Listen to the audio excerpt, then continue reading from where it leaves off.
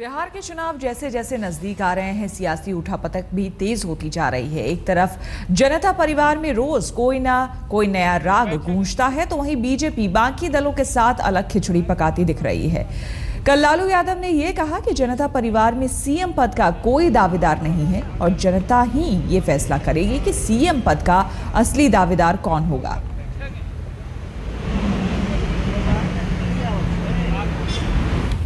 आपको बता दें कि बिहार के पूर्व मुख्यमंत्री जीतन राम मांझी की मुलाकात हुई है प्रधानमंत्री नरेंद्र मोदी से। जीतन राम मांझी से बात की हमारी संवाददाता रीमा पराशर ने। क्या कुछ कहा उन्होंने, आइए सुनते हैं। हमारे साथ हैं बिहार के पूर्व मुख्यमंत्री जीतन राम मांझी, जो लगता है आजकल काफ़ी डिमांड में है।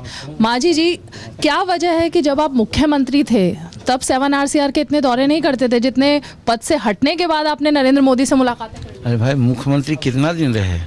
जितना दिन रहे 8 महीना, तो 8 महीना में 2-3 बार उस समय भी मिले थे, तो रेशियो जोड़ लीजिए, 2 महीना में 1 बार। अभी भी वही हालत है। क्योंकि इसके लिए हम उनको धन्यवाद देते हैं। जब शुरू की बैठक नीति आयोग की बैठक हुई थी और उसमें हम मुद्दा उठाया था स्वच्छता का, किसान का, मजदूर का, तो उन्होंने अप्रिशिएट किया था। अपने कलीग से भी उन्होंने कहा कि जीतन मांझी एक ऐसे चीफ मिनिस्टर हैं जो हमारे दिल को टच किया। लेकिन अब जो अचानक इतनी चिंता बढ़ रही है, राजनीतिक चिंता है, आपके भविष्य को लेकर, बिहार के भविष्य को लेकर, चुनाव सिर पर है, चिंता आखिर है क्या? कोई चिंता नहीं है। हम तो यही कहते हैं, हमको आज भी उन्होंने एक बात कही, तो आज नीतीश जी एक नई बात उनको कही। आज छूटते ही कहे कि भाई, हम तो आपसे सीख रहे हैं कि आपके चेहरे पर मुस्कान प्रायः रहती है, कोशिश कर रहे हैं कि हम अपने चेहरे पर भी मुस्कान लावें। तो हम कहा कि 2 बात आपसे कहा था सर कहा कि 2 बार कहा था, उन बातों को रिपीट करने। तीसरी बात हम कहना चाहते हैं कि अगर आप मुस्कुराते हैं तो आपका दुश्मन का हृदय उतना ही डाउन होता है। नीतीश कुमार का हृदय डाउन करने के लिए मुस्कुरा रहे हैं? तो इसीलिए आपको मुस्कुराना जरूरी है। तो इस पर भी बड़ी हंसी की। तो मेरा कहने का मतलब है कि नीतीश कुमार का मामला नहीं है।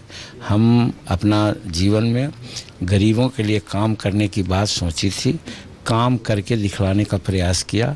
लालू यादव के सामने तो आपने शर्त रख दी है, उनके साथ विचार नहीं मिल रहे?